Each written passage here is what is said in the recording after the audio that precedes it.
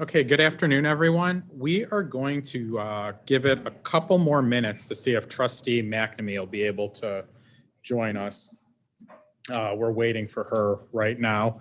One of the reminders that I do have is for purposes of YouTube, when anyone is going to speak, please turn your microphone on. And when you press it on, the little circle lights up green. And then when you're done, you can just turn it off and it stays red. But that'll help with audio quality significantly. So thank you very much.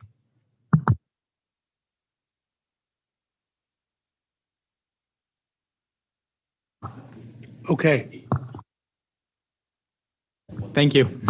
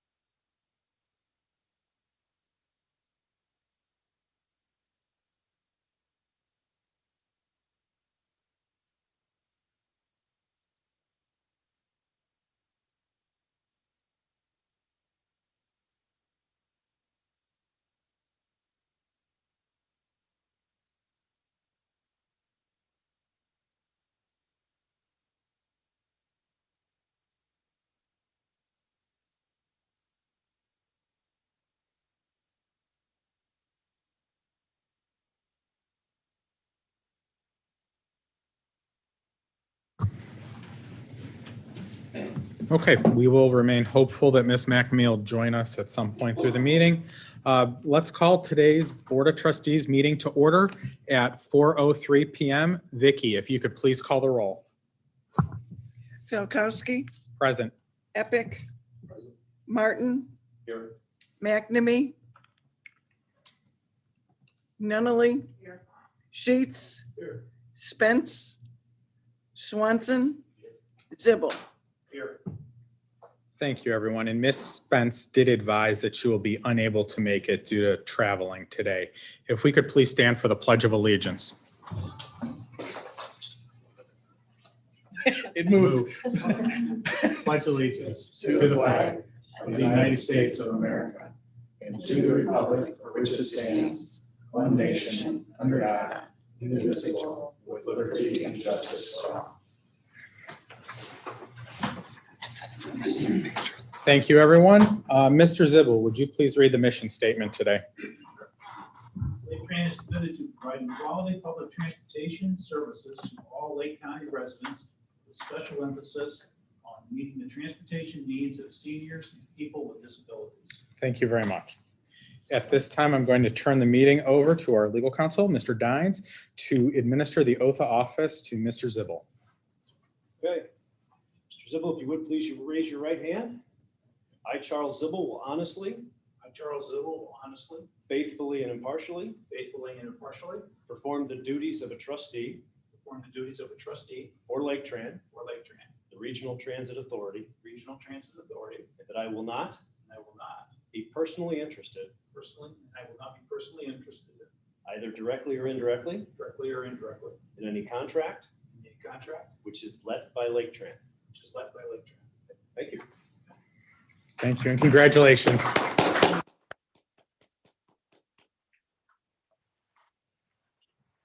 Are there any public comments in the boardroom or in any virtual room? Yes. And if you could please state your name for the record and keep it to maybe 3-4 minutes if that's appropriate. Yes, very, very quickly. My name is Brian Massey. I'm with a group called Lobbyists for Citizens. We are a 501c4 organization that is interested in any and all Lake County issues. I have followed Laketran for quite some time, as we have followed other governmental agencies and nonprofits in Lake County. I'm here today when I heard about the increase in the headquarters cost, originally from 10 million to 17.5. I have been, scanning the agenda items. So I would basically what I hope to get out of this meeting, to find out, how did it get set at $10 million and how did it go from 10 million to 17.5? That is a huge difference. So somebody wasn't doing their job, and I would really like to have a clear understanding from the board how that happened, and where is the money going to come from to pay for the 17.5 million headquarters. We're not even sure it's going to come in at 17.5. And if it was supposed to be 10 and now 17.5, what makes that number a good number? So I hope the board will address those concerns. Thank you. Thank you very much, Mr. Massey. So first, I would like to start off by saying that where we're at right now with the $17.5 million project, that is a recommendation of the management of Laketran. At this time, the board has not formally voted to adopt any sort of expansion or sign any sort of agreement to physically do this project at this time. I think my colleagues would agree that the building is 30 years old and there's certainly something that has to be done. To what extent? That's what the ongoing discussions have been about. In terms of the timeline of how the cost went from 10 to 17, do you want to maybe provide a little bit of information on that? Yeah, sure. I'll also be going over it a little bit in the briefing paper for the RL Bowen change order. So I can do it now if you'd like, or I can do it as part of that request. It's up to you. Were you going to stick around for the meeting? Is that okay to discuss then? Okay. Okay. Sure. All right. Well, thank you very much. Absolutely. There were no virtual comments either.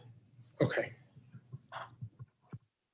At this time, is there a motion to approve the Laketran Board of Trustees Board meeting minutes of May 24th, 2021? Motion made by Mr. Sheets. Is there a second? Second. Motion seconded by Mr. Swanson. Vicky, if you could please call the roll. Epic. Here. Martin. Yes. McNamee. Yes. Nunnally. Sheets. Yes. Swanson. Yes. Zibble. Abstain. Thank you, everyone. At this time, is there a motion to approve the Laketran Board of Trustees Board Work Session minutes of June 9th, 2021? Motion made by Mr. Swanson. Is there a second? Seconded by Ms. Nunnally. Vicky, if you could please call the roll. Epic. Yes. Martin. Yes. McNamee. Yes. Nunnally. Sheets. Yes. Swanson. Yes. Zibble. Yes. Thank you, everyone. And at this time, I'm going to turn the meeting over to Lisa for the financial statement for April 2021. Okay, thank you. Let's see. Okay. All right, it doesn't, never works for me. Okay, so I'll be going over our operating revenues, expenses, cash balance, special transportation, and capital. And we will start with the revenue, which is on pages 11 and 12 of the Schedule B. Year-to-date total revenues are $9,353,433. We budgeted to be around $8,148,592. We're about $1.2 million more than what we had budgeted. And part of the reasons I have listed in my notes, which would be our fares are slightly down when we compare them to our budget due to the COVID, but they are gradually working their way back to a new normal.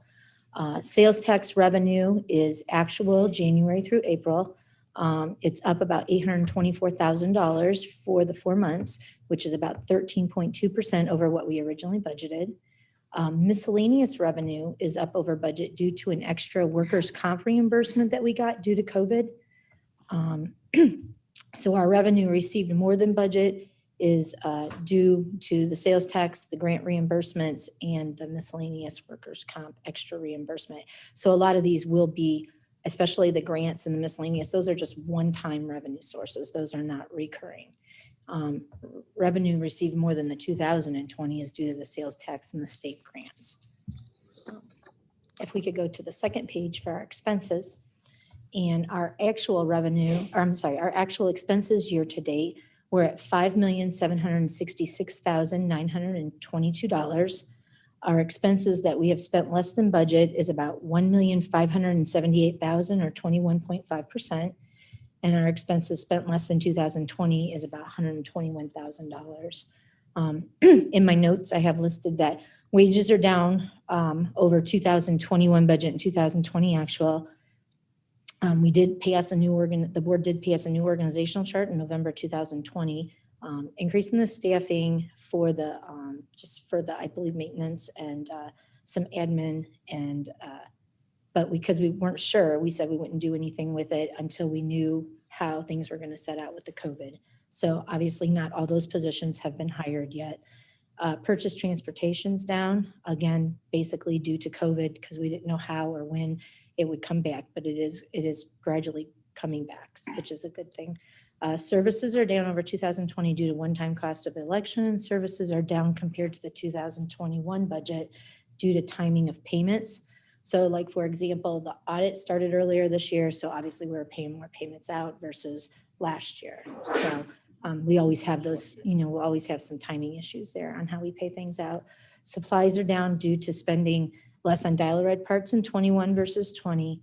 And then I just wanted to remind everybody, around the middle of March of 2020 last year is when we shut down. So you will see our numbers will be up and down, just because of all this stuff going on. All right, if we could move on to the third slide, which basically is just a summary of our revenue and expenses based on our Schedule Bs, which are on pages 11 and 12. So obviously our total revenues year to date are $9,353,433. Our total operating expenses year to date is $5,766,922. And then our capital expenses, we do get grants, and we try to get as many grants as we can to help pay for those. But we also have to have a local contribution in most cases. And so far this year, we're at about $2,113,683 we've spent in 21 for our local contribution, giving us an income before depreciation of about $1,472,828. And then obviously we have depreciation expenses. Those are estimated currently and gives us a net income of around $112,828. Cash balance. So our operating cash balance, we keep at about $8,507,449. And we do that, it's about 5 months worth of expenses, and that's based on last year's expenses. Our headquarters building, we had we just put some cash aside. We really didn't put the cash aside, but this is what we're anticipating. Right now, we have about $12 million to be able to put towards that. Our regular cash obligations for our capital that we still have to pay for that has been approved is about $6.3 million. And that kind of gives you an idea. And I kind of broke down the cash piece for the headquarters. And a lot of that comes, we got 3 different types of funding for grants that are one-time grants only. So, and that all had to do with the COVID. And that was the CARES Act, the CRISA, and the American Rescue Plan. And the next slide is our STS revenue and expenses. This will be special. The STS stands for Special Transportation Services. So far, of course, for this year, we had a lot of seniors that use this. And obviously, due to the COVID, they have not used it too much.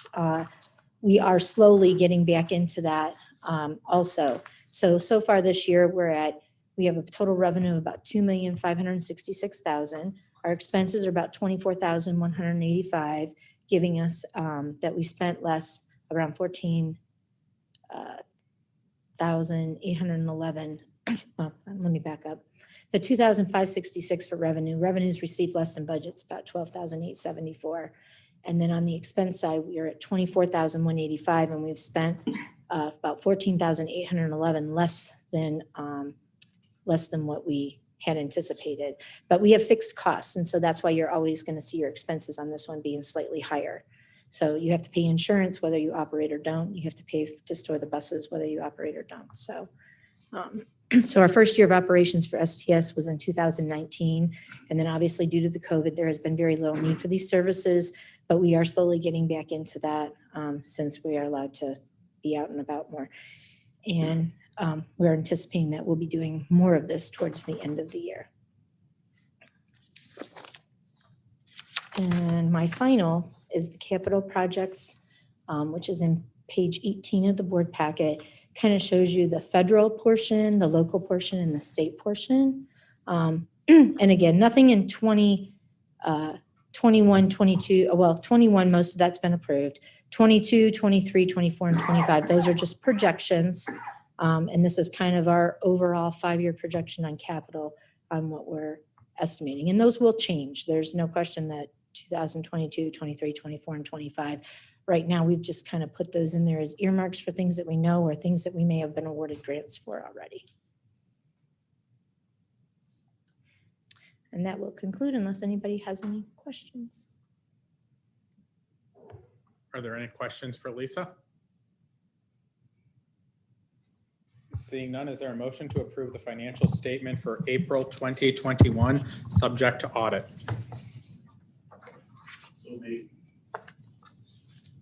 Motion made by Mr. Zibble. Is there a second? Second. Seconded by Mr. Epic. Vicky, if you could please call the roll. Epic, Yes. Martin, Yes. McNamee. McNamee, Yes. Nunnally, Sheets, Yes. Swanson.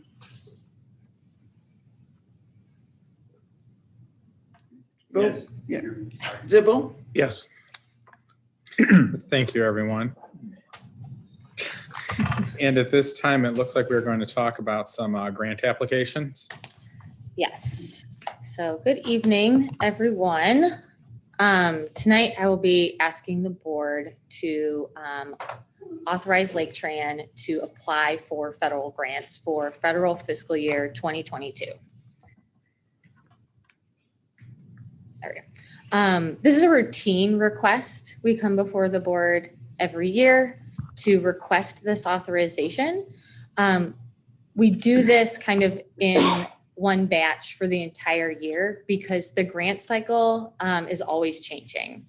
And sometimes we don't have a lot of time to actually write and submit grants. For example, last year in 2020, FTA released a research grant and we had 30 days to write it and submit it. So there's not always a lot of time to come before the board every time there's a grant we want to apply for. So we ask for this authority ahead of time so that we have the ability to apply for grants that we're eligible for as needed.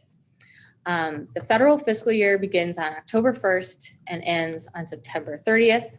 We use grant funding to do a lot of things, capital projects. We fund our capitalized maintenance program, we purchase buses, and we maintain a state of good repair in our fleet and facilities. These are the typical FTA grant programs that we apply for on an annual basis. There are formula grants that Congress apportions through legislation to urbanized areas annually. So the urbanized area formula program, bus and bus facilities, and Section 5310 are formula programs that Laketran receives federal dollars from. There's also competitive grant programs, and we compete nationally with other transit agencies across the country in the competitive grants. In federal fiscal year 2021, we received over $19 million in federal funding, but a majority of that is from one-time funding due to pandemic relief, so the CRISA and the American Rescue Plan. So really, we anticipate for 2022 that the kind of the 4 other grants would be what we would anticipate roughly that Laketran would be applying for. So in conclusion, we apply for all grants for which we are eligible and for which we have a need. We use grant funding to support capital improvement, purchase buses, and perform capitalized maintenance on our fleet and facilities. I recommend approval of the attached resolution, which will also authorize the CEO and his designee to file applications on behalf of Laketran for all federal grants in federal fiscal year 2022. Are there any questions? Real quick, I want to add to what Andrea said and go to this slide. Federal grants can be kind of complicated in the way we talk about them. So when we talk about applying for a grant, depending on the type, there could be 2 actual application processes. So where you see formula, that is, we don't necessarily go out and request that. And we don't go out and say, hey, Laketran needs to do X, Y, and Z. Can you give us these dollars? The feds every year have an allocation, and we essentially get a spreadsheet that says Laketran will receive X, Y, and Z. We then submit an application, which is more of a bureaucratic step to receive the money. So we still say we applied for it, but we didn't have to justify need, explain why we want it. We didn't really have to do any of those steps. That's just the feds say, this is your share of the money that Congress allocates towards buses. So that requires us to submit what we would call as one application. So we submit the application that says, yes, we would like to have that money, and we receive it. There's not a competition. There's not any other process. So that's the first type. And so that's, even though we say apply, it's more of a formality versus what you would traditionally think of as like a grant where you're going out and saying, hey, I need this and this is why. Those are competitive grants. So those are still federal dollars, and those are allocated to the whole country. So we go through a process to request those dollars, to say, hey, like for bus and bus facilities, we might say, hey, we need 10 buses. These are why we need 10 buses. And we go through an application process to the feds to justify that request.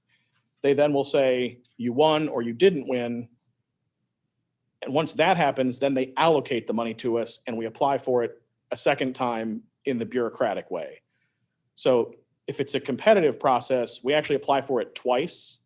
If it's a formula process, we receive it once. But when we talk about applying for a grant, you still are submitting an application each time. So that's kind of a weird process. That's just how the federal government lays out the process.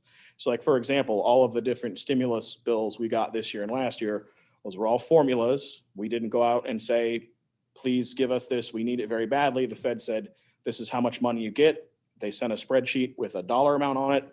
We submit the paperwork. They give us the dollars. So an example of a competitive grant we've gotten in the past is a low-no grant where we asked for electric buses. We competed against other people nationally to receive those funds. And then once they said, you are a winner, we apply for them again. So it's a weird process, but it sometimes can be confusing, especially, we live this every day, and you guys hear about it every once in a while. So I want to just take a second to explain that because it is sort of odd. So do we, as a board, see the grant again or the grant application again before it's put in? Or are we at this point saying, essentially, here's a blank check? Chase these grants or the grants that you think are appropriate. Does the board have another say on these grants?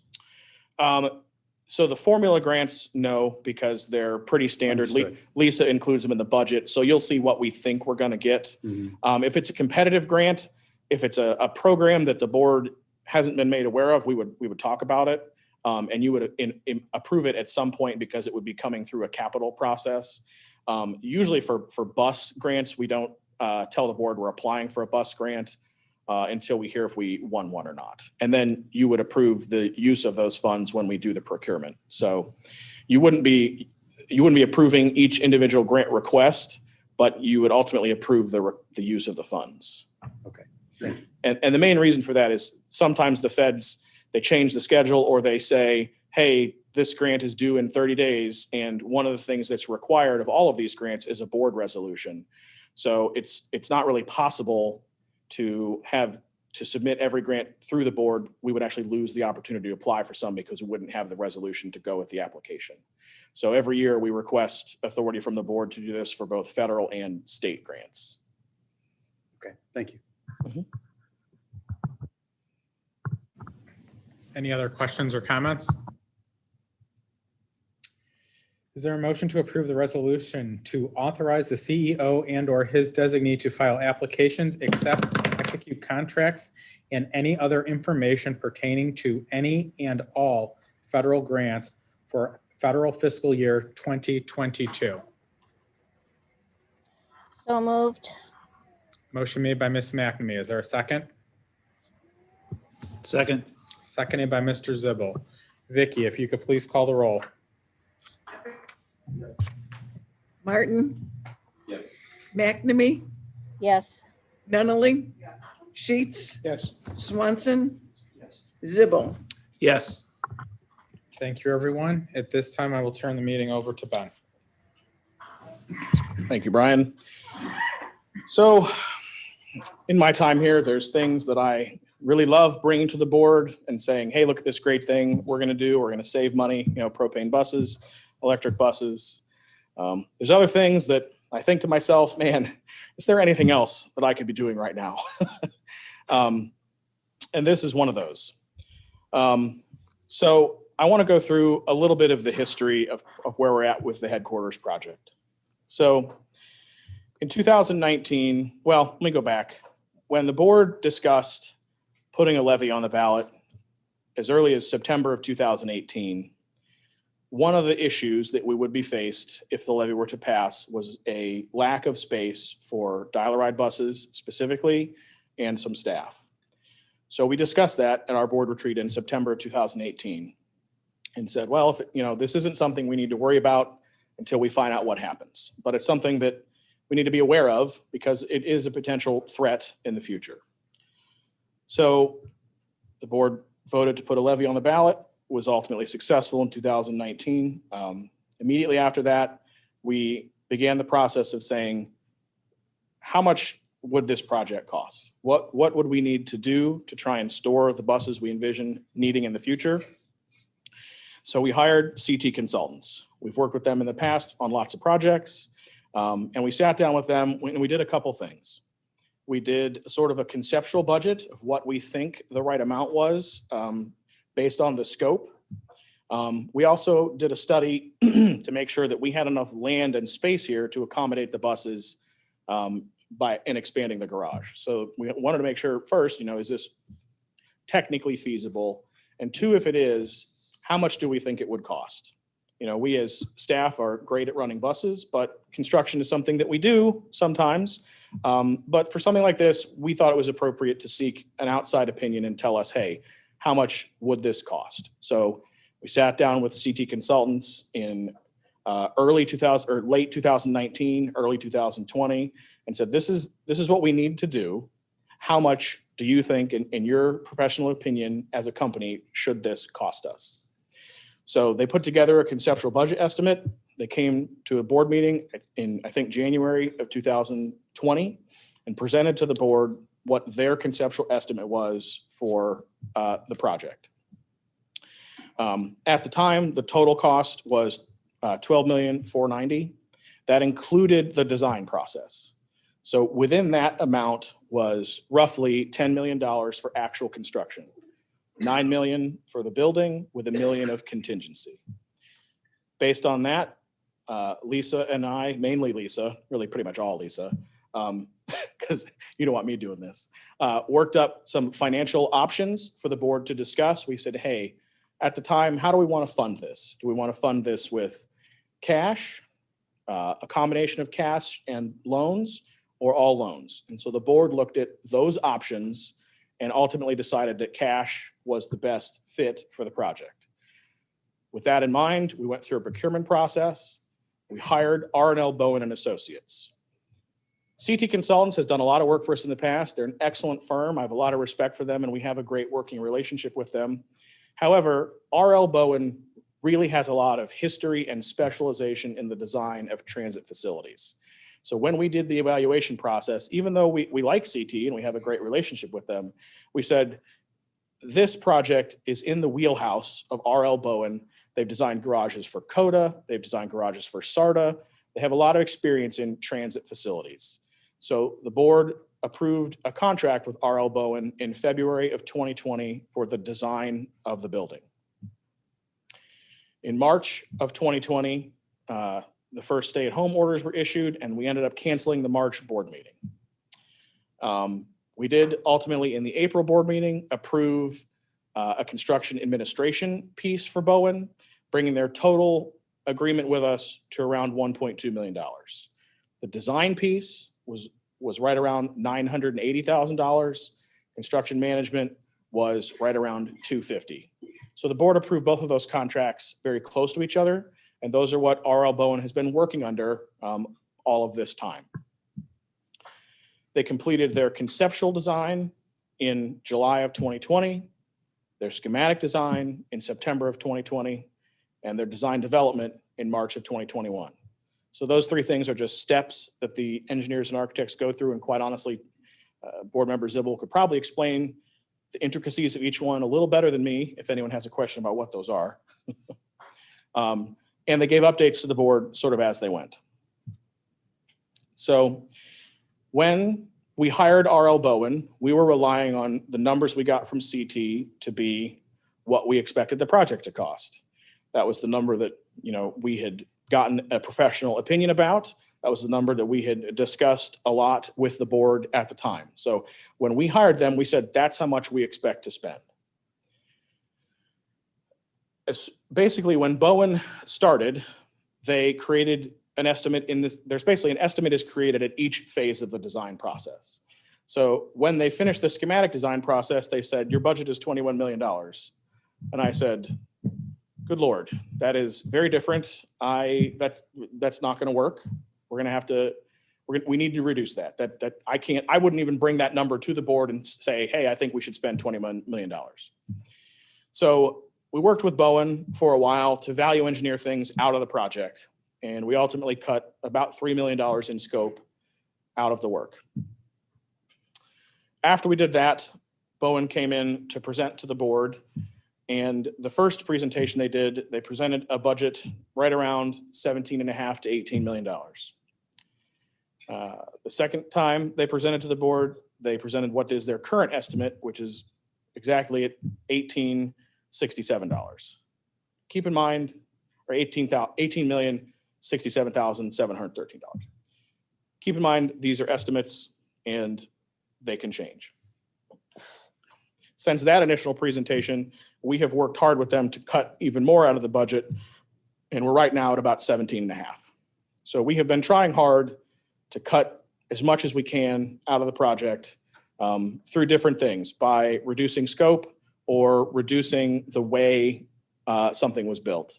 We talked about this at the work session, but a good example is originally Bowen designed the bus storage facility to be all concrete block from the ground to the roof. We said, hang on, we can do this cheaper. We can do concrete up to a certain height in the sort of the crash zone, and then metal above that to reduce costs. So as we've gone on, we've worked to reduce the cost of the project because we don't want to spend as much money as Bowen has told us. Bowen has done a really good job so far trying to keep those costs under control with sort of the idea in mind that it's really good to make the project as cheap as possible, but certain things you don't want to buy the absolute cheapest product because it will cause you to spend more in your operating in the long term. So, a good idea or a good way to think about that is the coverings or the materials chosen in a bathroom. If you put wallpaper in a certain place, it may not hold up as well as if you put tile there. So they've done a good job balancing that, because obviously we don't want to build the Garage Mahal, but we want to build something that will be, of a high enough quality that will last long term. This building was built with that same mindset, so that you have a long-term quality building that, I'll pick on school systems a little bit. You don't tear down and build a new building every 50 years like a lot of the schools tend to do. We want to keep the building in good shape for a long period of time, just like you keep your house. And so when Bowen negotiated their fee, it is common in the architecture and design world to use a percentage of the budget to establish your fee. I do not care for that methodology, but it is part of the industry standard process that is used. So when Bowen negotiated their contract amount, they were basing it on the $9 million that the project was estimated to cost at the time. They've presented to the board several times the higher number, and the board has generally said, let's continue with the process. So we have acknowledged the fact that the budget is higher. And so now Bowen has asked for an increase in their fee based on the higher budget. This is a challenge for us. I went back, and one of the things we did is we said, okay, you're asking for more money. Let's compare this to other projects and where things generally are. So we took a look at the two other projects we've completed recently, the Frank J. Polipka Transit Center at Lakeland and the Wycliffe Park and Ride in Wycliffe.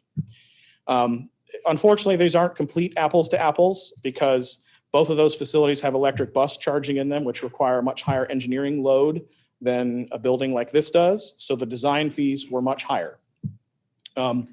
Industry standard in the transit world, we kind of reached out to some of our peers, is between 10 and 23, 24, kind of in that mid-20s percentage number is what we heard. The challenge with transit projects is they're all very technical and they're all very different. So it's not always easy to get a really, really good sort of apples to apples. But from what we learned, between 10 and mid-20s or low to mid-20s is acceptable. So our original agreement with Bowen was at 13%, which is a really great rate. We specifically negotiated a sort of a flat agreement. This is the price. Hopefully that's all we need for the project. So we negotiated a good rate in the design process, especially compared with our previous projects. But I wanted to put up here, I know I included a letter as part of the board packet with Bowen's actual request in it. I sort of tweaked it a little bit based on the official numbers they've given us, not the sort of the things we've been working at to reduce. So if the board are to approve this, their total design fee would be at 8%, which is below our peers and below industry standard, which is a pretty good thing. I don't know if Chuck has any other additions to that specific number or percentage that might be relevant. My only comment on that is that the original 13% was probably a very good percentage for what they were going to be looking at because it is a renovation job. So design fees generally go higher than that or get around to that 13%. So them coming in now at 8%, that seemed to me to be a very reasonable place to be. So thank you, Chuck. So we took all that into consideration and said, how do we evaluate this request? Because it's not necessarily an easy request for me to evaluate. Usually when we look at our own internal statistics, half of Matt's job is dealing with data, and we can evaluate how much it costs to send a bus to do this and how much it costs per hour and all those different things. So we said, okay, how do we evaluate a request like this to determine if it's something that I should bring to the board or if it's something that I should just say, get out of here? So we did our best to really think about this objectively and say, what is the right thing to do? And so the scope of the project has really remained the same the whole time. We haven't made any major changes to what we have wanted to do since we first talked with CT. We had a very sort of clear idea of the things that needed to be done in a cost-effective way so that, we're not rebuilding the building, but we're making, smart sort of tactical changes to facilitate Laketran's needs for the next 30 years. The budget change, is none of us like it.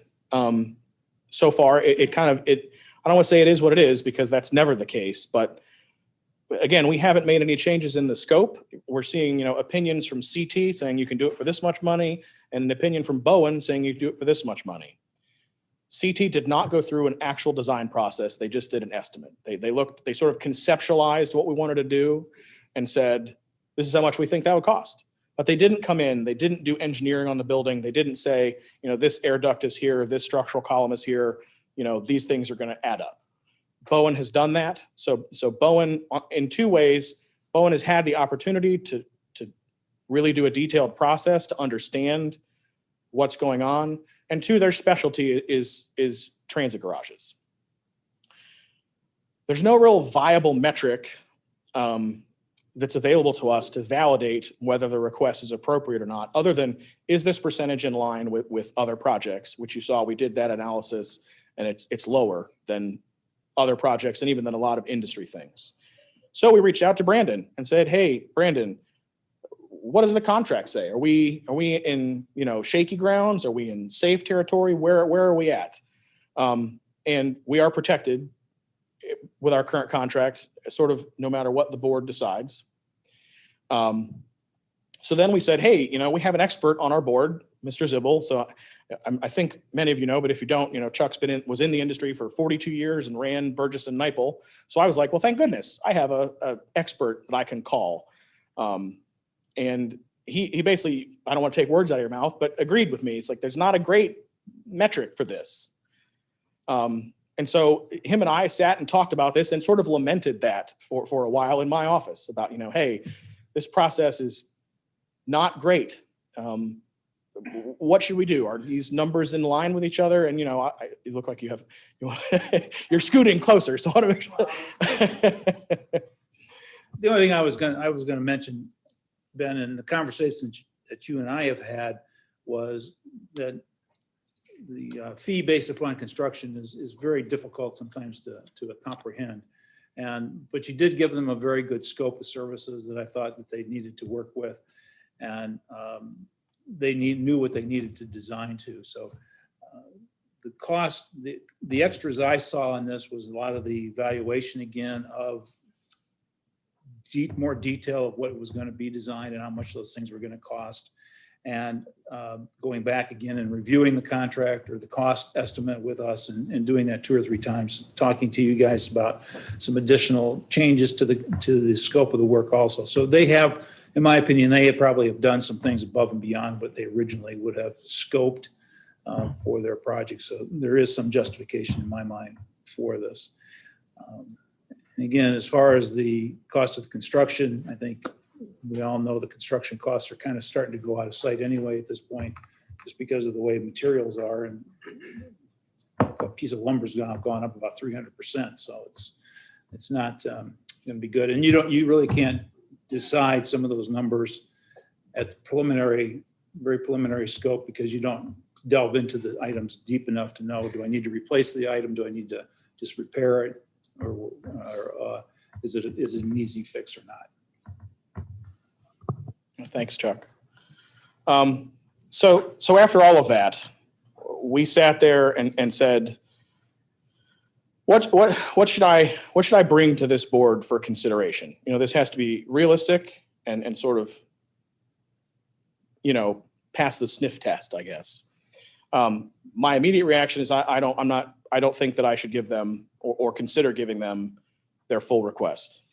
I think that, you never start off negotiations with the exact spot you want to be. So we looked at a range, and ultimately we talked about this, Chuck, I know a little bit. We said, right in that 250 range is appropriate based on the scope of the project. Well, not the scope, but the budget.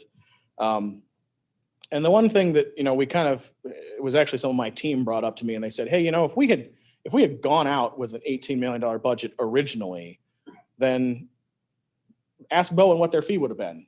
And they responded by saying it would have been 2.2 million.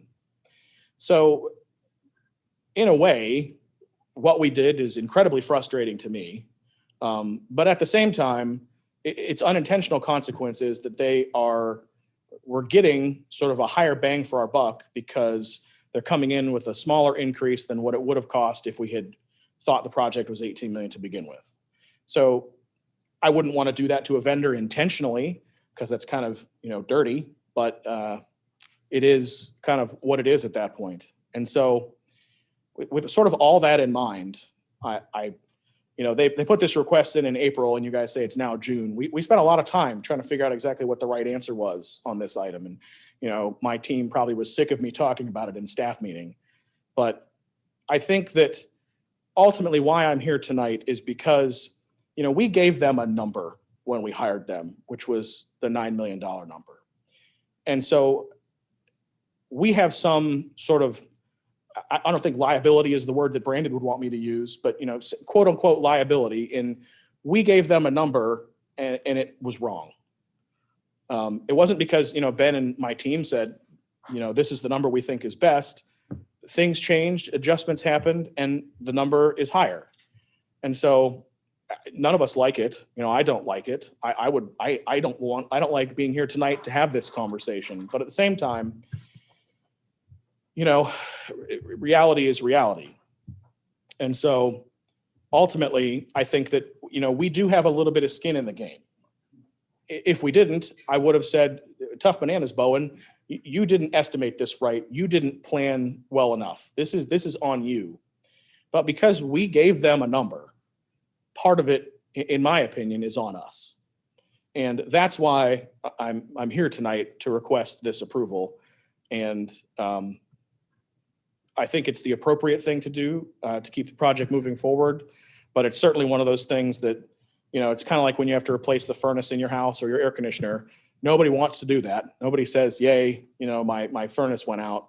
I don't have heat in the winter, but you don't have that much of a choice.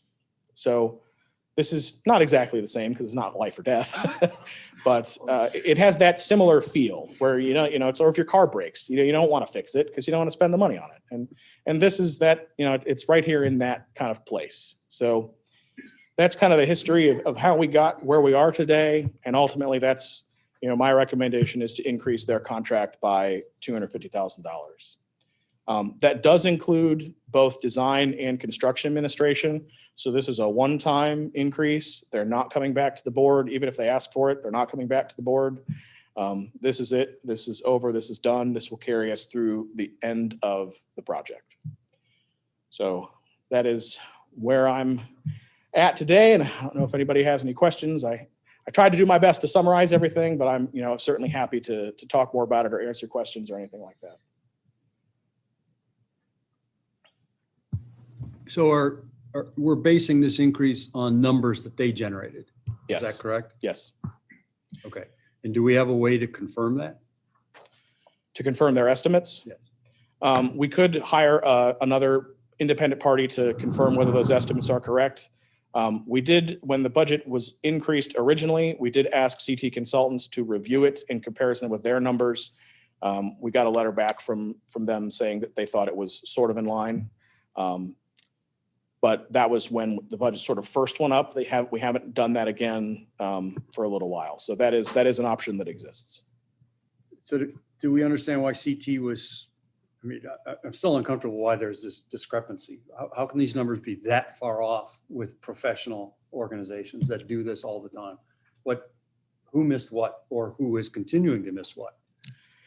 Yeah, that's an excellent question. And I share your frustration. I don't know.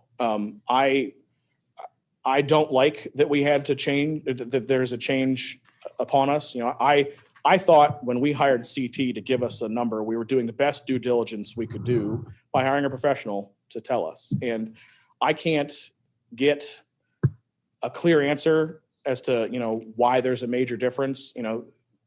One of the differences, CT did their analysis without doing detailed design, which makes a big difference because you don't know all the things you're kind of working with. But I don't have a great answer for why they're so different. I can say that we have gone through Bowen's estimate with a fine tooth comb, and we don't see anything in it that looks inappropriate. The only thing that we saw that we kind of questioned was the ventilation expense, which is we took out, and we're going out to bid separately for that. And that was really the only thing we said, this seems odd. But everything else, we went through line by line looking at materials and square footages, and all of it sort of seems right. CT's estimate doesn't have that kind of detail for us to evaluate. So. Did CT go through that kind of detail in their estimate in the first place? No, because it was a conceptual estimate. We didn't actually hire them to do, you wouldn't be able to have access to that without doing the actual engineering and design. and that's not what we hired them to do. But the scope hasn't changed dramatically for them. I mean, essentially, they're still going to design and engineer the same relative spaces, correct? Yes, we as staff have not altered our objectives from the beginning. And how far down the road are they on that? Bowen, Bowen? they are in the last phase of design, so they've been working on it for about a year now. They're in the construction drawing phase, which is where they prepare the documents for the contractors to bid on. So their work is basically done. It's close to done. The design process kind of continues through the bidding process. So when we go out to get bids from contractors, they will review those bids to make sure they are matching the scope. And then they will recommend award to a certain contractor based on meeting the scope and being the lowest price. And that's kind of when the design process ends and gets handed off to construction administration. And they're doing that also. Yes. Is that typical? You can do it both ways. This way is cheaper. But we've used it, CT did it for us in the past for all our previous projects, and we have found it valuable because they are able to really know what's in the drawings versus you can hire a third party to be your sort of owner's representative. That comes with an additional cost, and it's usually a higher cost. So by having Bowen manage it, they kind of intimately know their drawings, and they can be our advocate for lower cost.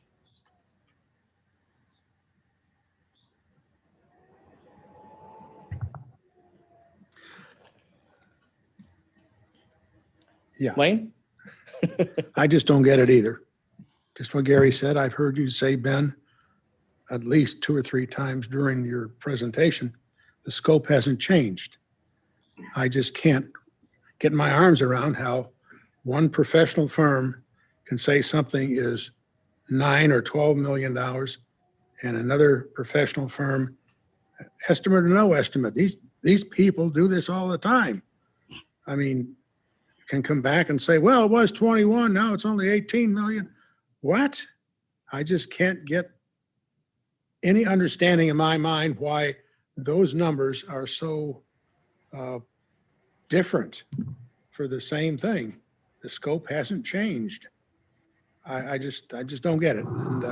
And adding, if they've already gone through all of their work almost, and now they're coming back and asking for another $300,000 for work they've already done. I'm sorry, I don't understand that either. And why did they wait till now? I mean, they were doing all this work.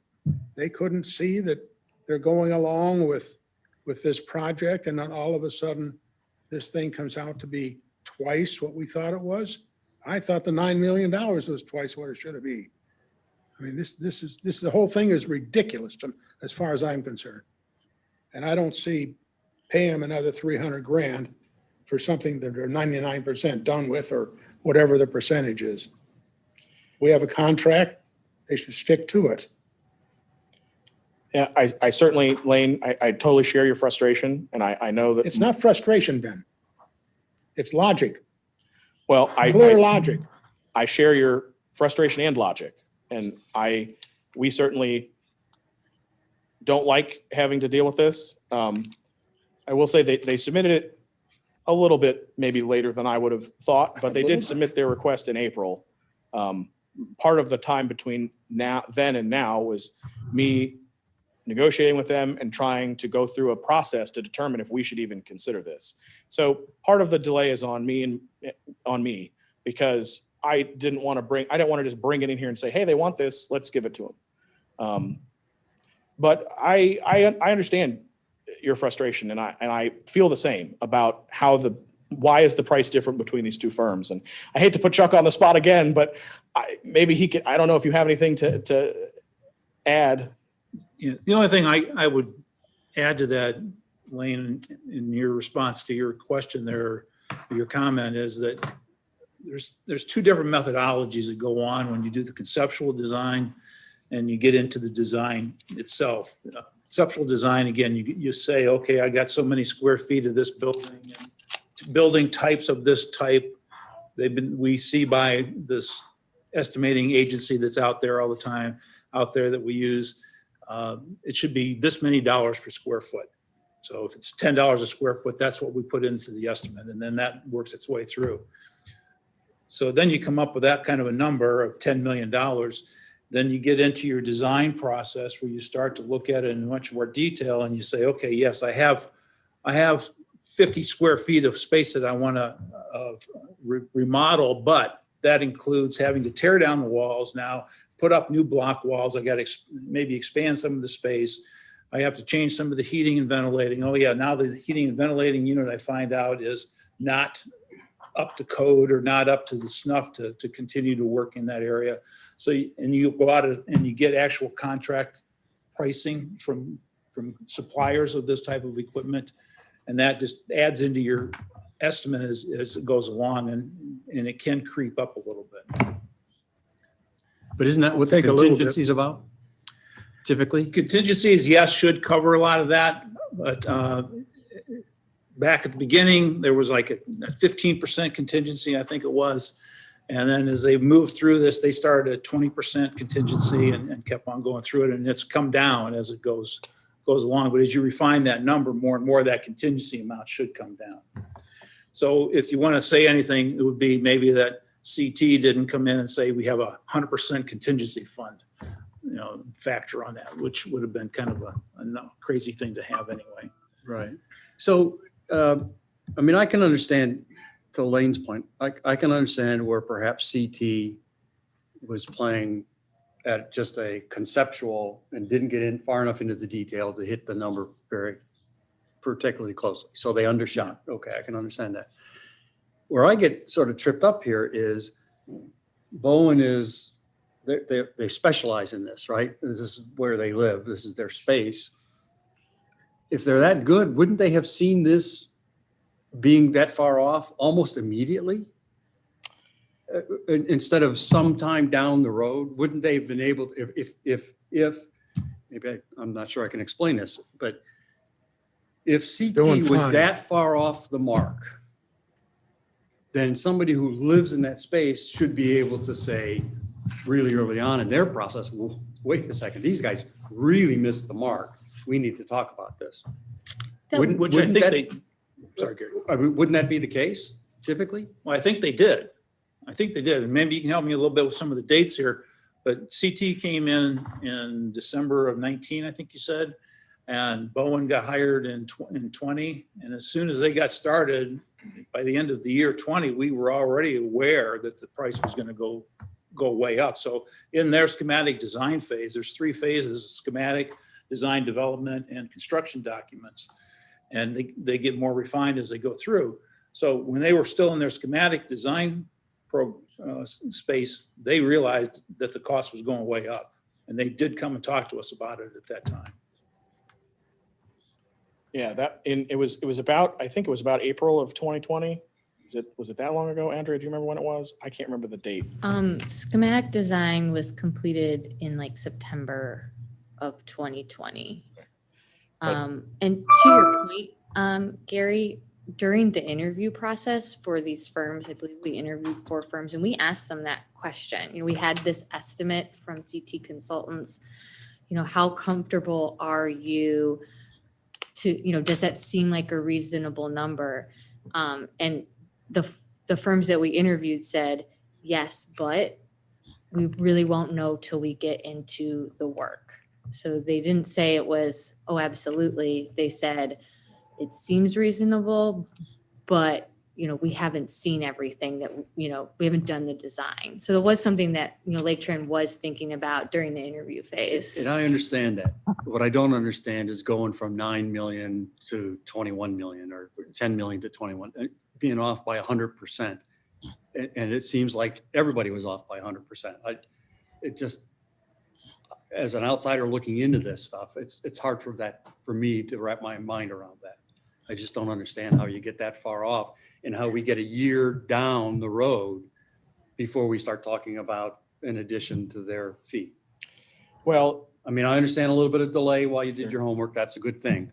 I agree with that 100%. But it just seems to me like this is awful late to be bringing this up. Yeah, I think you're right. They mentioned that they might request more money at a point. And I said, well, you need to put that in writing. I'm not just gonna, you can't just say, hey, toss me some extra cash on the side. Like, that's not how, that's not how this game is played. And I couldn't tell you why it took them so long to officially submit a request to us, because they had kind of rumbled about it in the past. But I don't know why they waited so long. I don't have a good answer on that one. Then,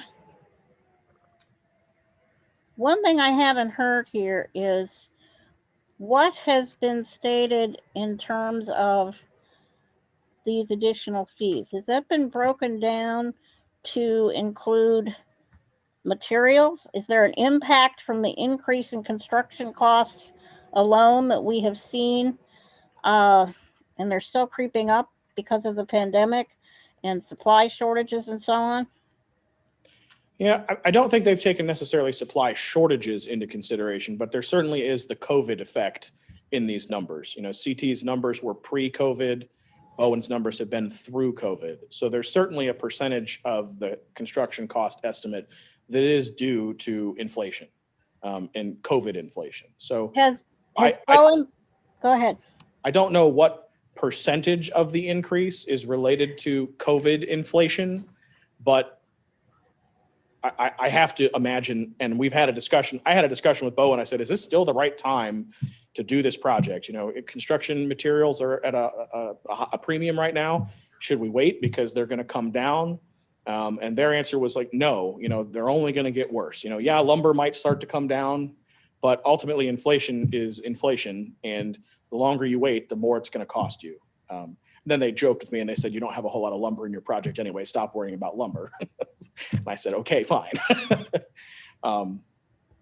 But yeah, there certainly is the COVID effect going on here in the materials. Well, as far as this doubling in the amount, has anyone broken that down so that we can all see where exactly the increase in costs are and what they are covering?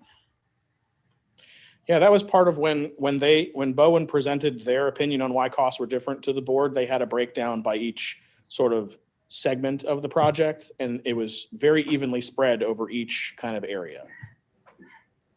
And when was that? That was it was last year. I forget what month, probably around September when they presented schematic design. Okay. I'd have to double check. Have they redone that, or is that something that has been updated? Is that something you can bring in and show us again so that we can see where exactly these costs are and perhaps gain a better understanding of it? Yeah, I mean, we have a very detailed cost estimate from the end of the schematic design development phase that exists. The most accurate estimate will be the one that they produce at the end of the construction drawings phase, because that's the number.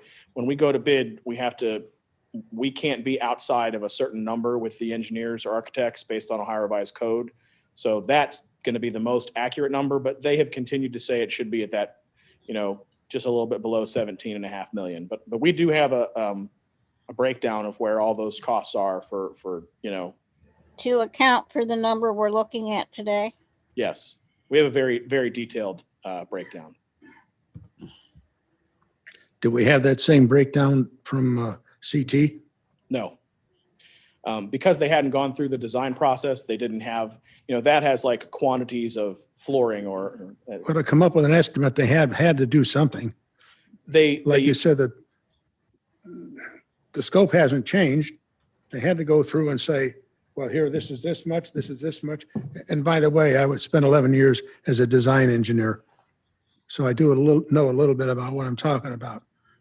So, and I've also been involved in some very heavy, expensive construction projects for my condo development too. I mean, they were not this size, but $400,000 is a pretty good number. I just have so much problem with this whole process. And I think we ought to postpone it, frankly. Till we get better numbers from some different firms, if that's what we have to do. Then what are the risks if we would postpone it? What is the risk in terms of what kind of money could Laketran lose? It isn't so much that we would lose money, it's that every year there's an inflationary factor on construction. And so the typical amount you plan for increase over year is about 4%. So if we said we're going to wait an X period of time, we the project would increase by, roughly 4%. So the longer we wait, the more it would cost essentially. What is the estimate from conceptually from the time ground is broken, so to speak, the beginning of the construction begins? Has anyone produced an estimate of how long it will take this construction to be completed? It's approximately 18 months. And where is our operations in terms of dial-a-ride in that mix? Because one of my concerns is that continued delays on this, that we also need about 18 months to purchase buses for the increase in passengers that is going to take place as the county ages. And I'm concerned about having the drivers, the buses, and the facilities for these buses as we're required to do if this is delayed in a significant way.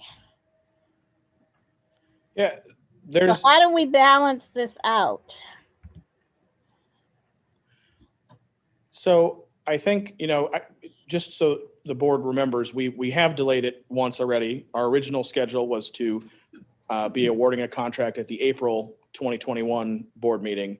And we said, hey, let's wait a little bit. We want to, see how things go with COVID. We want to wait a little bit. So we have delayed the project once. There is certainly some risk in delaying the project in terms of expenses going up. Also with, dial-a-ride is returning. It will be back. If I had to put money on it, by the end of this year, it's probably going to be back close to what it was in previous years. Pre-COVID? Yeah, it's going to be close. And I can't, I don't have a crystal ball, but dial-a-ride is returning, and dial-a-ride is the reason that this project even exists. And so there is some risk to wait because dial-a-ride could eclipse, if it continues to grow at the rate it was growing pre-pandemic, if we recover and then go up again, which, when we look at the aging population in Lake County, is certainly, going to happen. It's not a matter of if, it's a matter of when. There is some risk that we wouldn't have the facility to support the expanded dial-a-ride that we sort of promised as part of the levy. But I can't ultimately say exactly when that will be. But in theory, if the board were to stay on schedule and award a contract in September, groundbreaking would be November of this year, which would see a completion in, mid 23, which the pandemic will be pretty far in our rearview mirror at that point, with regard to dial-a-ride. So I think, but I can't say for sure, but so there is some risk. Based on your projections, though, those are, as we know it today, accurate numbers. Yes, I think so. Yes, to the best of my ability. Okay, here's another question that is concerning me. Pre-passage of the levy, we had so many people on dial-a-ride. People couldn't get through on the phones to CSRs to make reservations. You couldn't get across the county on a non-ADA trip, which Laketran is required to give those of us who are ADA certified, without being denied the ride. The denials were horrific. At that point in time, just as an example, my mother was at Alter Care in Mentor that was just outside of the ADA. The only way I could get out to see her and there were some days I couldn't even do what I'm about to explain. Coming from Willoughby, and I am on an ADA route, I had to go out. Usually it was out around Lowe's or where Kohl's is, that plaza area. And then from there, that was an ADA trip. From there, it was a shorter run, and there was a better chance they could find a bus that could take me that extra, it was 1.5 miles. And I essentially had to do it was like a plane trip. I had to lay over. And I was not the only one that was impacted by this. Many, many people were not able to get rides. And I am very concerned where this is going down the road, that if we get this carried into 24, 25, we are going to have an impact here on our ability to get people to their destinations. And we're talking about people with disabilities and the elderly. And my question is, how do we balance that out? How do we not create an impact on them when the levy, the purpose of that levy was to resolve this situation with dial-a-ride? That was our number one challenge, and the thing that we promised to not just the people, but all these agencies that serve these people. Sure. I mean, like I said, I think we all remember that the dial-a-ride was not in a good place prior to the levy. It was the reason we went on the ballot. Not something that we necessarily wanted to do, but that we wanted to let the community know, hey, there could be an issue. So it's dial-a-ride is going to come back to what it was, and it's going to eclipse where it was pre-pandemic. I just can't tell you exactly when that's going to happen. Then how far can we go in serving more passengers with the current facility, especially in terms of the fact of having room for the people we hire and the federal requirement to keep these buses undercover? Yeah, I think that really, I understand your point, Donna. I think it's a good one, but I think, in a way, completing the project and approving this increase are separate. And so I think for right now, we really want to focus on the merits of this request. But I think that I'm sure some surveys of customers will take place in the strategic planning process, and that may be the time to maybe ask those questions. But, we can say definitively that the dial-a-ride is going to come back. It's just a matter of exactly when that happens. And my professional opinion is that it will come back in the next couple years, and that the need for the storage of the additional buses will occur in the next 2 to 3 years. And so, which is why I'm here today to even bring this request to your for approval, because I think that the prudent thing to do, one, for the sake of doing the project as cheaply as possible given the scope, and to avoid more inflation, and two, because dial-a-ride will return. And so I think that keeping the project on the current schedule, even though we delayed it from the initial schedule, is still the right course of action. And as much as it pains me, all the reasons that I've sort of explained to you tonight, I think that awarding Bowen some additional funds is appropriate. And so that's kind of, I think, the decision before the board. And I know you want to get back specifically to this and move away from the bigger project at this point, but I thought from the work meeting that we had, we established, and maybe I misunderstood it, that it is not a requirement that the buses be under shelter. Did I misunderstand that? No, there is not a regulation per se that requires it. There are a lot of best practices and operational reasons why it is a good thing. But we're not required to keep the buses under. I mean, that is not a limiting factor for growth in and of itself. Correct. Okay, thank you. It has an impact on the life of the buses, though. Bill, it looks like you had a statement. Yeah, but I just had one question. What happens today if we don't approve the $250,000 for Bowen? Do they have to continue on with the project as contracted? There are a couple different outcomes that could occur. One of them is there is a clause in the contract that would let them say, hey, we're done. We're not going to do any more work. There is a clause in the contract about disputes where we would enter mediation. Or they could say, well, that's not great. We're going to keep going. So those are kind of the three options that exist. They haven't sort of really firmly said which one they would go with. I think they want to keep that close to the chest because they're hoping we approve the project tonight. You know, if they told me, hey, we'll keep going, there wouldn't be a lot of motivation for the board to consider any action. And then is that amount in any way negotiable? I think that as the board, you have the ultimate stick. So you could say, hey, you asked for 312, we're going to give you 150. So I think the board can say whatever number that they would feel comfortable with. And then, Chuck, maybe you can chime in as well, but we look at this as a percentage of overall budget, of the project. Have we looked at it as in terms of number of hours that they've put into this? Is that even acceptable to do or to request from them? We said, the scope of the project hasn't changed. So if CT consultants thought they had to put X amount of time into a $9 million project that, in my mind, is it's still a similar amount of time that they're putting into an $18 million project? I'm just asking because it doesn't make, a lot of sense to me that they're, needing that much more time if the scope of the project is not really that much larger, even though obviously I understand the percentage of dollar.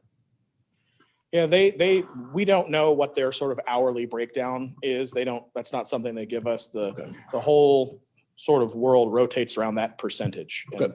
I would love for there to be some hours, and that would give me a metric to say, like, Right. You thought you're going to use 1,000 hours, you're at 1,200 hours. These two numbers tied together, this makes sense. I totally understand why you would like that. I would love that. Unfortunately, Chuck is smiling at me. That's not the way these firms work. The architect. But it does seem reasonable that someone has. I mean, I have to believe they have hours somewhere that they're tracking, but we're not privy to those. Okay, thank you. The contract says just a percentage basis of the completion, right? Yeah, Mr. Zibble, Mr. Epic, that's the contract is a percentage. So we've already agreed to that percentage, a standard AIA contract. And that's the way that they're written. I'm sorry, could you repeat that? Yeah, Mr. Swenson, the contract is a percentage. So it's a standard, these AIA contracts, which is our architectural and design contracts, if you will, kind of a standard form. We did make a lot of revisions and changes to it to protect ourselves. But the way it's stated in 11.6 is compensation identified is a percentage basis. So payments are made on a percentage. Mr. Zibble indicated that's the way these contracts are typically. They don't, for instance, and there was no means by which for us, when we were negotiating the contract at the outset of it, that we would even think that an hourly rate would be feasible, because then, as you might suspect, that could go far above and far beyond, because we don't have the means by which to really watch them and what that hourly fee is. So one could conclude from what you just said then that we have a legal obligation, contractual obligation to move to that percentage. That's an industry standard. Is that right? Or am I misunderstanding? Well, in part, yes, but we wrote into the contract in section 9.5, we can terminate this for any reason we want without cause, subject, of course, to them being paid for work already performed. I think there is also correct me if I'm wrong, there is a section that says this is a flat fee. And there's a separate line item, and essentially is the number was derived with a percentage, but this is the do not exceed number. And that's what they're basing their percentage of invoicing on. Yes. Right. So they estimate how complete they are with the design work, and they send an invoice based upon 85% complete of whatever the dollar amount is. And then the difference from what they've already been paid is what their invoice is for the month. Okay. So what are those numbers?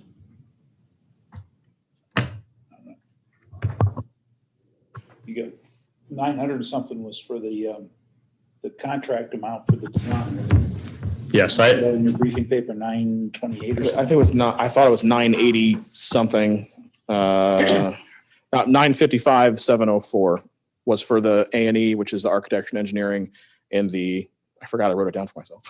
And the construction admin was 253,130. 15.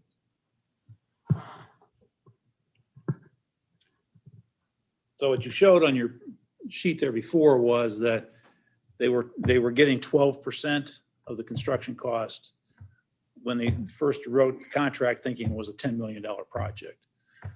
Now it's a $20 million project, let's say, and they're saying we only want 8%. We'll take it, our fee will be 8% of it. Where they, in my mind, if it would have been a project that I was working on, I would have said, hey, it's a renovation project. I got to get the 13% because that's really where the amount of effort is going to be at it. So they're, in my mind, they're giving us a reduction in what their fee is, probably just to match whatever they expect that their costs are going to be at the end, plus a little bit of profit, some profit.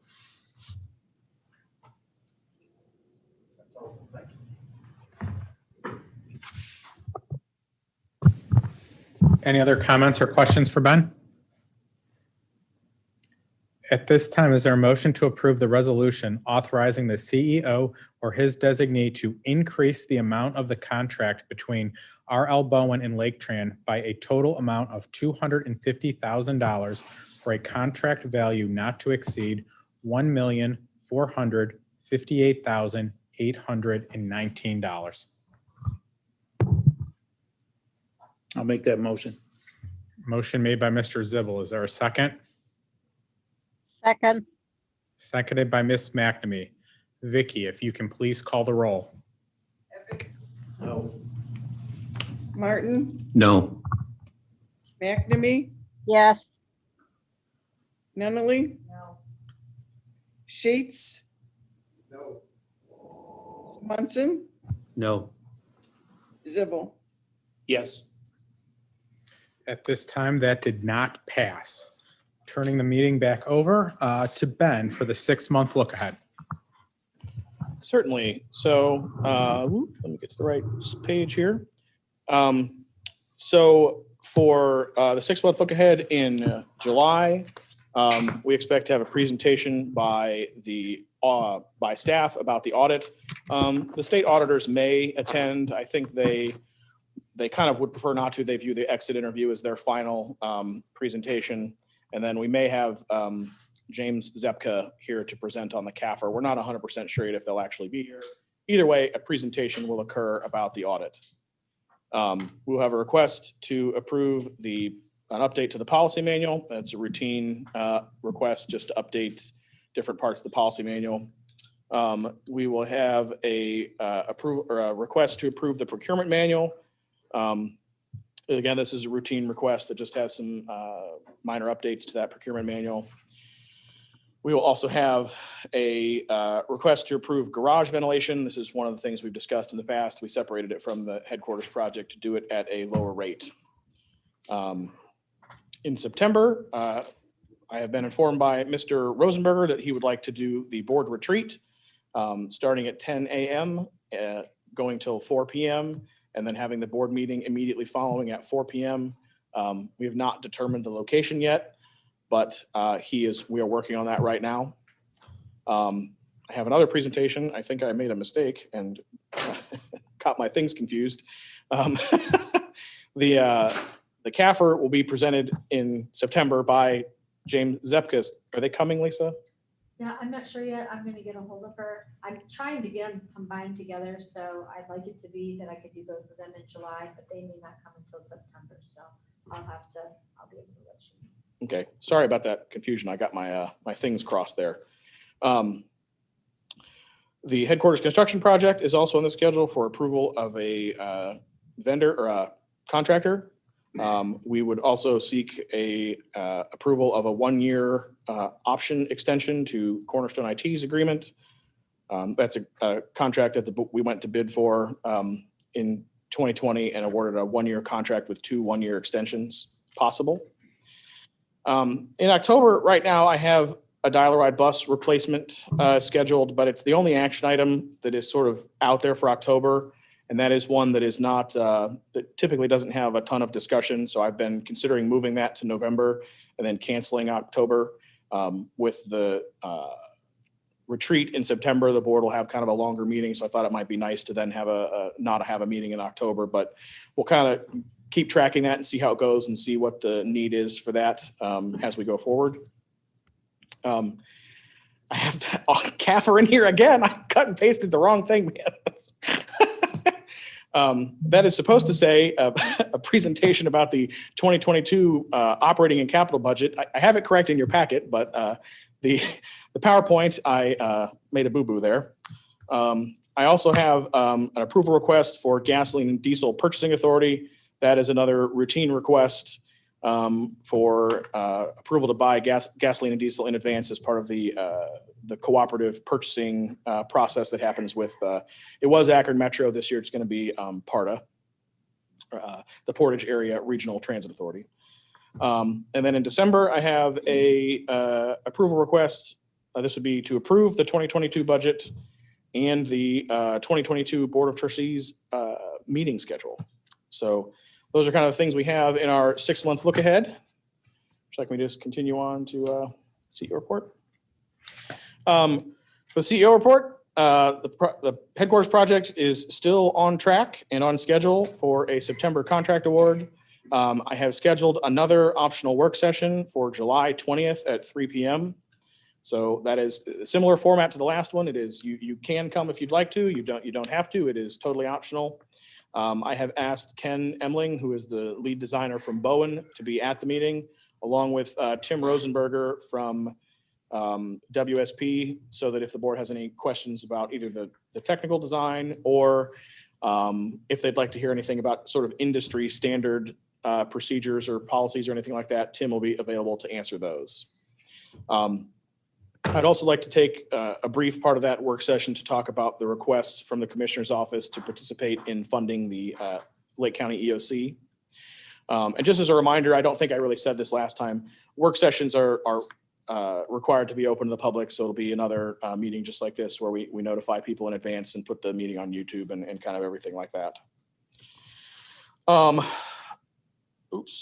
Electric buses. I was hoping to have an electric bus tonight to demo for you. And we do actually have electric buses. They're here, they're in the garage, but technically they still belong to New Flyer. They have not completed the post-delivery inspection process. So no one from our organization is allowed to drive, move them, or use them. Only New Flyer employees are. So the buses are here. I just can't let you on one, which is a little frustrating, but I will have one next month. So Go look at them though, can't we? you can look at them. I don't know. We can't even pull one. Can we pull one outside? Okay. So we can maybe get one out here for you to look at. It's in the garage. I can go in the garage. Okay, they're definitely in the garage, so we're certainly welcome to go back and take a look at them. I will have one here before the meeting next month, so if you want to come here around 3:30, we'll have it out back and we can take it for a ride and you know, touch and feel it and see it. So I'd hope to have that for you this month, but their post-delivery inspection process takes a little while. So we have a demo on a regular bus or just? there are actually 7 electric buses I on. mean, in the garage, is there 1 or 2? There are 7. Oh, there's 7. Yeah. Oh, So they are, what happens is they get delivered and then they make sure everything, we don't sign off and agree to accept them and pay for them until they've finished that process. So technically they're not owned by us, which is why we can't drive them. So, but they can sit in our garage.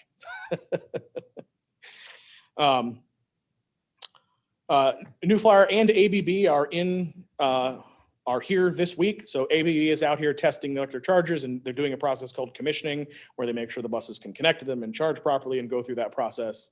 And New Flyer is out here, like I mentioned, doing their post-delivery inspection process. So hopefully by the end of this week, they'll all be tested and all the chargers will be fully functioning and everything should be, you know, fingers and toes crossed. All the buses can be fully operational, at least in the testing process by the end of this week. can you put them in service then? We could, we have to do a bunch of training for the drivers and there's some other processes we need to go through, but in theory, yes, they could be put in service. Okay, good. We have a grand opening scheduled for the Frank J. Polifka Transit Center at 11 o'clock on July 29th. So we obviously would invite all of you to attend. That will be a nice event. Frank has invited like everyone with the last name Polifka, so should have good attendance. But we've also invited, local elected officials, the FTA, Ohio EPA, and there were quite a number of partners in that project. So I would expect there to be a decent number of folks there. And then the Wycliffe Park and Ride was opened to the public on June 21st. So we're still doing a shakedown, and there are still some kind of final items to finish on the punch list, but it is open and operating, and customers can use that space and use the bathroom. So that is a great other project to check off the list. So that is, unless anyone has any questions, that is sort of the end of my CEO report. Yeah, I have a silly question for you, Ben. I stopped at the Wycliffe Park and Ride. Must have been before the 21st because it was still locked up. Oh, There are security cameras there. yes. Is that monitored 24 hours? Just I'm curious. They are not fully set up yet, but when they are, they come back to this building, and our dispatch office or maintenance staff or anybody can watch those. So are they monitored? Yes, but not necessarily. Is there someone paid to just sit and watch them? No. But people have access to them when they need them, but they also record. So they have 2 weeks-ish of backup data. So if something happens the last 2 weeks, we can review it. Thank you. One more thing there, Ben. Sure. It would be nice if you could make the display here match what's in the packet. Yeah, that was I'm trying to follow it here, and I'm going, either I don't want one of them or something, or fix the one that's in the packet that so it matches that. I don't either.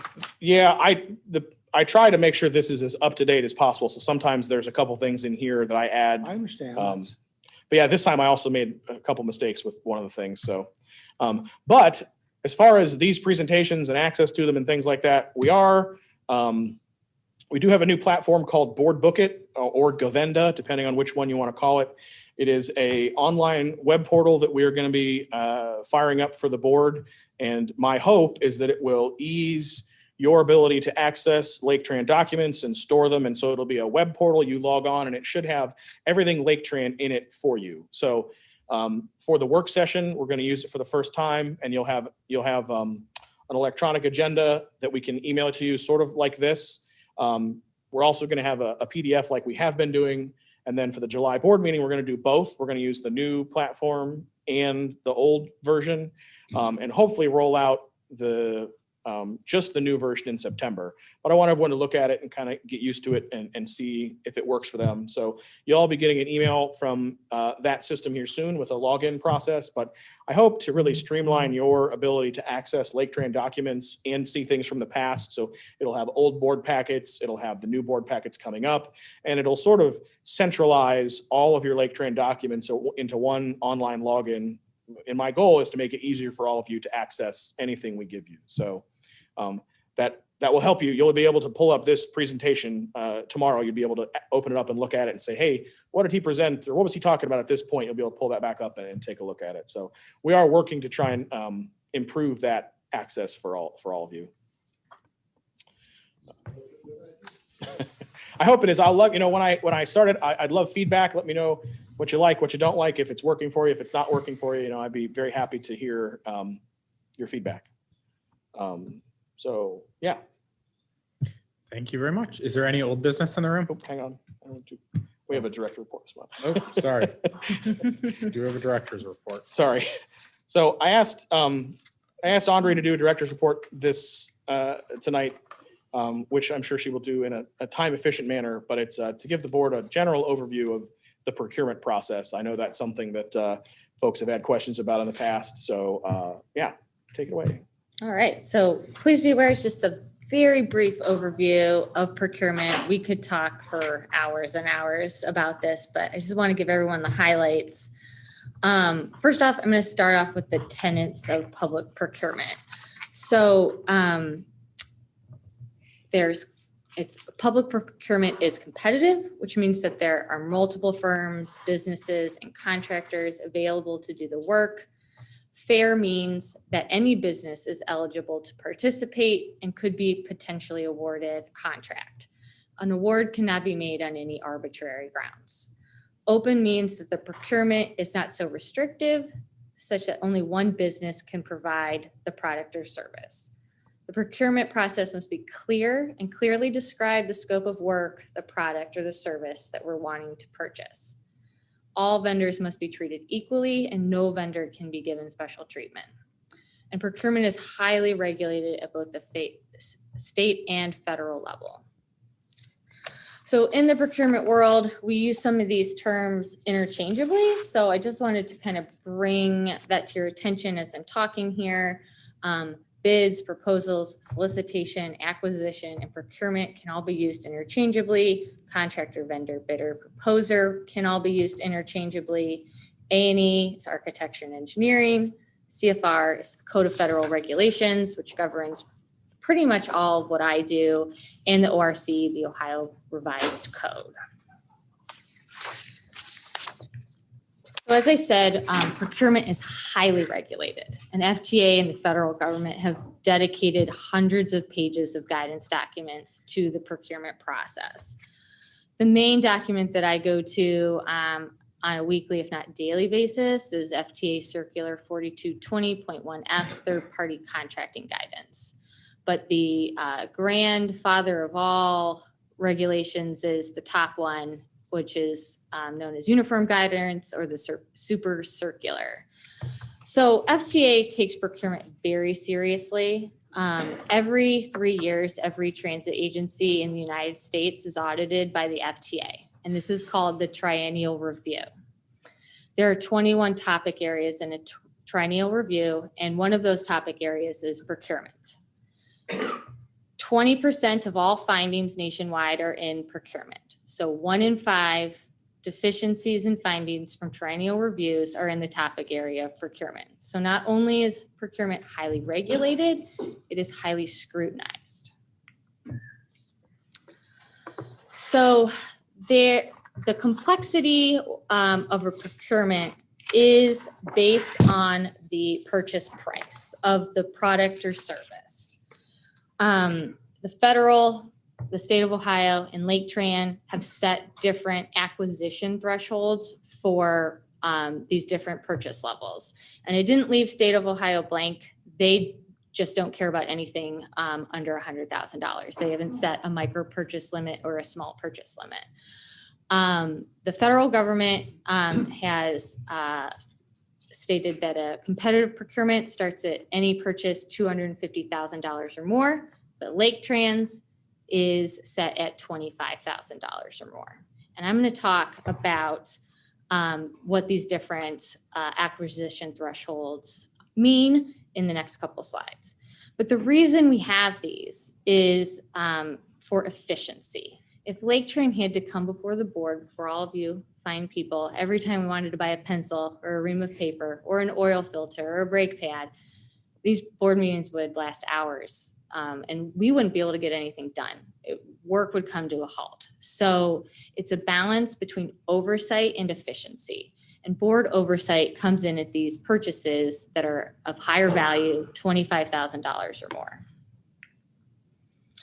So micro purchases. These are purchases under $3,500 for small items like office supplies, routine maintenance items. Even our recycling service costs less than $3,500 annually. It is important to note that just because procurement requirements for micro purchases are less than other procurements, we always do our due diligence to evaluate the best value for our organization. When making a purchase, we don't just look at the upfront price. We also use our experience and industry knowledge to determine if a product will save on labor and maintenance costs over the life of the item. So for example, if a brake pad is initially cheaper, but it wears out 5,000 miles earlier than a slightly more expensive competitor, the cheaper one that is upfront at less cost will actually cost Laketran more over the long term. So we take being the steward of taxpayer dollars very seriously, and that's why we try to understand the total life cycle cost. So up next is small purchases, which exist in the zone between micro purchases and competitive procurements. Competition is introduced at this level. We are required to obtain price or rate quotes from an adequate number of qualified sources. About 2 to 3 quotes is what we standardly do. It is important to note that it is prohibited to divide the size of a procurement to avoid the acquisition threshold of $25,000 or more.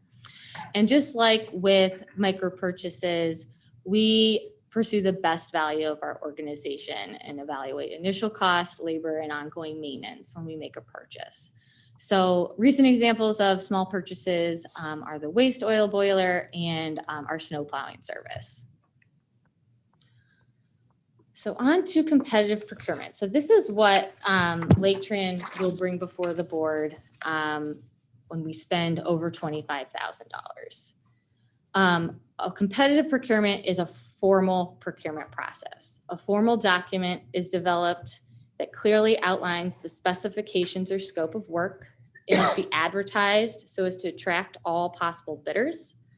The procurement is structured to ensure that competition is full and open. Open means that competition is not restricted. Any firm can apply and any firm has the potential to win the contract.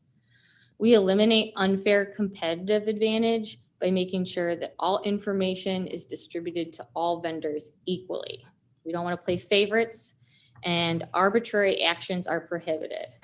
The reasons why a contractor wins the procurement must be clear and consistent. And we avoid excessive bonding and experience requirements so as not to unfairly restrict competition. So large purchases, for example, A&E services, buses, construction, big pieces of equipment. So there are 3 main types of competitive procurements. We have the invitation to bid, request for proposals, and request for qualifications. I'm going to talk about each of these 3 things individually. So an invitation to bid is known as an ITB, an IFB, sealed bid. To develop an invitation to bid, we must develop a comprehensive scope of work and precise specifications. An invitation to bid is evaluated on price only. So this total scope of work must be thoroughly described. Every nut, every bolt, every square foot of concrete, every inch of conduit has to be described and required in the documentation. So the work is upfront on Laketran to develop these very precise scope of works in an invitation to bid.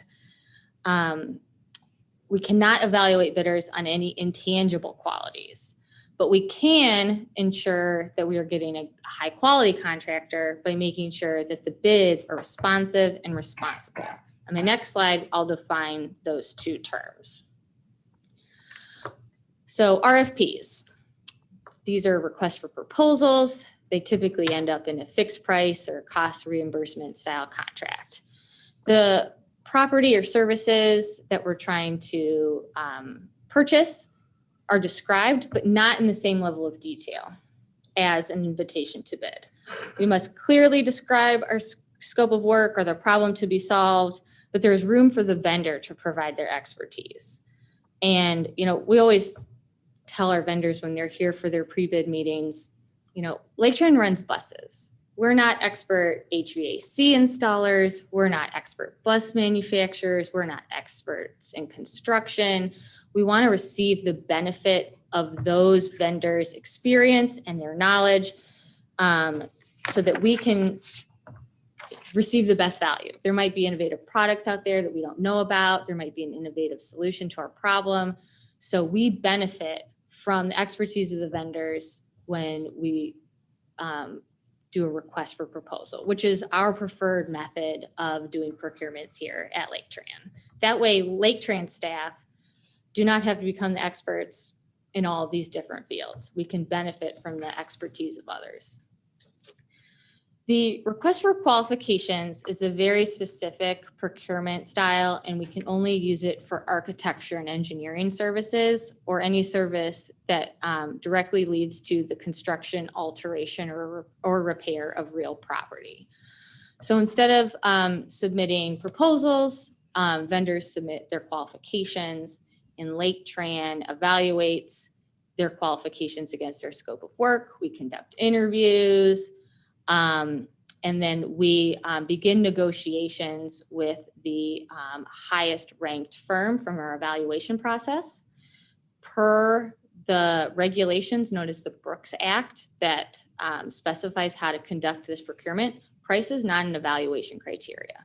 That is the main difference between these three modes of procurement. An invitation to bid, price is the only evaluation criteria. An RFP, price is only one of several evaluation criteria. So we want to achieve the best value in an RFP. In an RFQ, price is excluded as an evaluation criteria. We begin negotiations with the highest ranked firm. If we can't come to an agreement in an RFQ, we go to the next qualified firm and down the list. So responsive versus responsible. Responsive means that the contractor has fulfilled the requirements of the procurement. So I put the translation there. It basically means, did they complete the forms? Because to me, as your procurement officer, I want to make sure that these people are detail oriented. We have FTA requirements that, these vendors have to attest to that they have read these forms and understand them and agree to the terms. And if they can't fill out a form, it kind of leads me to believe that maybe they're not so detail oriented. So responsive is very important. Responsible is the contractor's ability to perform the work. So that means the bidder is financially sound, has adequate staffing, adequate experience, and is not debarred from doing business with the state or the federal government. And I just wanted to highlight, these are like 3 other topic areas in procurement, and I could give you an hour-long presentation on each of these, but I just want to highlight some other factors that come into play when Laketran is pursuing a procurement. Buy America regulations state that for any manufactured good or rolling stock over $150,000 that this Buy America regulation applies. So basically it's to kind of force federal dollars to be spent on manufacturing in the United States. Rolling stock is buses. So buses must be produced with at least 70% domestic content with final assembly in the United States. Construction contracts are subject to additional regulations like prevailing wage, anti-kickback, and workday standards. And then there's disadvantaged business enterprise. DBE is a federal requirement to provide contracting opportunities to historically disadvantaged businesses. So businesses that are majority owned by women and people of color. Laketran's annual DBE goal is about 5%. So that's the real fast and quick procurement overview. I'm happy to answer any questions that you may have. That was a great presentation. Thank you. I know there's a lot involved there. How many different people are allowed to cut PO in order to fulfill an RFQ or a request for proposal or actually issue a purchase order to a contractor? That you or other people are allowed to do that, or how does that work? Can I real quick, sorry, John, just so Donna can hear. Okay. Donna. Yeah. Oh, sorry. My question is really, how many different people are involved in the procurement process? How many people you're doing the evaluation, and you just went through all the different levels of the evaluation? How many people within Laketran are actually physically cutting the paperwork and forwarding it to the contractors or the people that are doing work for Laketran? I mean, it depends on the procurement. So anything grant funded would be me and me only, because I have to manage our grants. But like in the maintenance department, it's not just Keith that can purchase things. It's, he has a staff that also has that authority. So Keith can purchase also? Yes. Let me jump in real quick. Andrea, Keith, and anyone here, or any director can request purchase orders. So when when a procurement process is complete, the procurement may be that Andrea, Keith, and Matt are the evaluation team that select the vendor. They then submit a request for a purchase order, which is sent to the finance department, where Lisa and her staff document it, record it, and then every PO has to be signed by me or Lisa before any purchase can take place. So the real answer to your question is lots of people can request them, but they all have to be signed by both me and Lisa before any procurement or anything can be purchased. Okay, and that's kind of what I was getting to. And so is Andrea cognizant of every purchase that is being made by Laketran? If Lisa and Ben are actually in the final analysis authorizing it, are you aware of all the different? No, certainly not. You're not, okay. That would not be possible. But, All right. you know, my job is to, help educate our staff. Yep. So, not to pick on Keith, but we have regular, discussions about, I want to do this, I want to do that. What do you think? Should we, what are the thresholds? Who should I reach out to? And we have those discussions. Yeah, I was thinking the same thing here, because since it's not all coming back through you, then I would imagine there's a lot of discussion about splitting procurements in order to meet thresholds. And does that happen? No, it might happen on like accident, but we're not saying, I really wanted to buy this piece of equipment, but it's it's $30,000. Well, I'll buy it in 2 pieces or something like that's not possible. And it's also prohibited by the federal government, and I'm your compliance officer and I take that very seriously. So Typically, the only procurements that would be in that 3,500 to 25,000 range that really Andrea wouldn't be directly involved in would be some of the things that Keith handles in maintenance. The rebuild of a diesel engine is usually between $15,000 and $18,000. And he would go through that evaluation process, and Andrea wouldn't be much involved. But for pretty much any other project that takes place, Andrea is involved in the between $3,500 and $25,000 level. A lot of times also because typically things being purchased in that area are grant funded, and Andrea does have to review the purchase orders for grants. So say Keith wants to buy a thing for, $20,000 that's grant funded, he can submit the request, but Andrea still has to review that because since she manages grants, there's like another layer of sort of review. But ultimately, if I don't know what it is, I don't sign it. So I also make them put the grant number and stuff on it too, because that helps to keep track of the grants, because there's a lot of grants going on and you're spending them all at different times. And a lot of times with capital projects, you might be ordering today and you might not be paying for it for 9 months or a year. So capital projects are the only projects that POs can maintain and be open greater than a year. All your POs get shut out at the end of the year for all your normal purchases like office supplies or anything like that. And we do require that. That's part of our whole process when we do our budgets and when we start to do our cappers and stuff like that. All that stuff has to be closed out and all our invoices have to be in. If it isn't and something comes across, then they have to take it out of their next year's budget. And technically, legally, if a vendor does not require or does not get a PO, we don't legally have to pay them either. So it's very critical. They all know how I feel about the PO process. I mean, it's really critical. It's saying that you have permission and you have the money to be able to spend it before you go and spend it. So it's very important in government to have that process. Thank you. Appreciate it. I just have a quick question. Does this county or state regulate any other, I know you lumped it as DBE, I work as MBE, FBE, all those other names, acronyms, but are there any other requirements that they press on you for anything that's maybe $25,000 or more? Do you guys have other percentages, goals to work towards, or is that not regulated by state, local for you guys?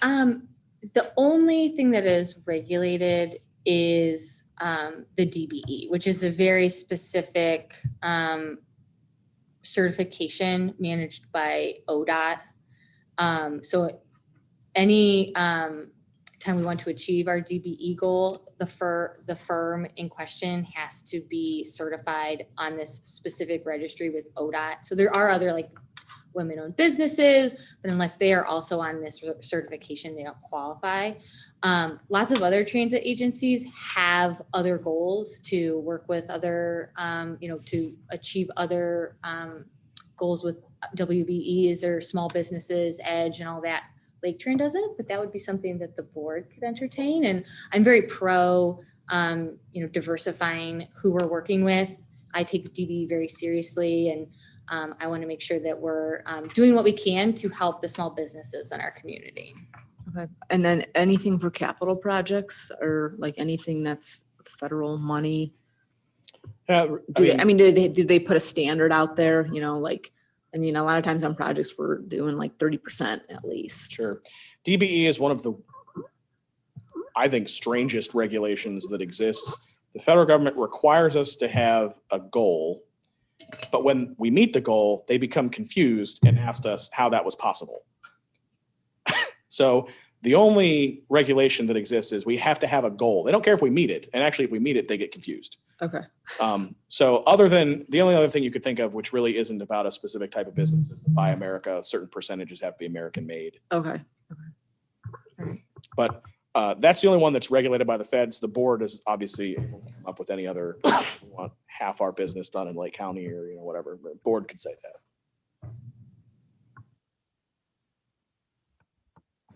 Any other questions? Thank you very much. Thank you. At this time, is there any old business? Is there any new business? At this time, is there a motion to adjourn today's meeting? Motion made by Mr. Sheets. Is there a second? Seconded by Mr. Swanson. Vicky, if you could please call the roll. Martin, Yes. McNamee, Yes. Nunley, Sheets, Swanson, Zibble. Thank you, everyone. Yes. We are adjourned at 5:57. Just like to say I stayed under my 2-hour limit.